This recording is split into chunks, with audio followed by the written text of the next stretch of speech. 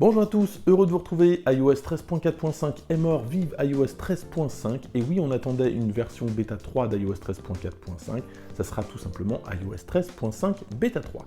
Côté nouveauté, lorsqu'on va dans l'application Réglages, confidentialité, on va trouver dans la partie santé une nouvelle option qui permet d'activer ou non l'API pour le Covid-19. Cette association entre Google et Apple est activée par défaut et ça enverra en Bluetooth, alors même si l'appareil est en veille, ça enverra des informations à tous ceux qui sont autour de vous pour savoir si vous n'avez pas été en contact avec des personnes qui ont le Covid-19. Pour la France, les autorités n'ont toujours pas statué pour l'utilisation ou non de cette API, on en saura plus dans les quelques jours.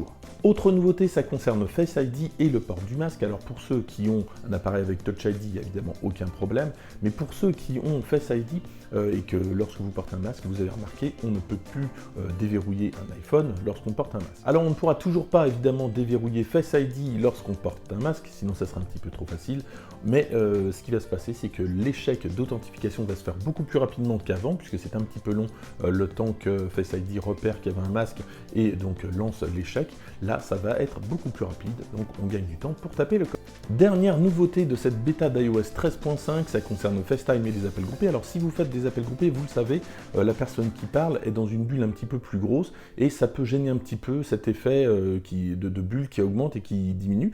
Là, depuis les réglages et dans FaceTime, on va pouvoir désactiver cette option. Voilà donc pour cette version iOS 13.5 en bêta développeur uniquement. La version finale devrait arriver très prochainement et moi je vous dis à très bientôt pour d'autres vidéos.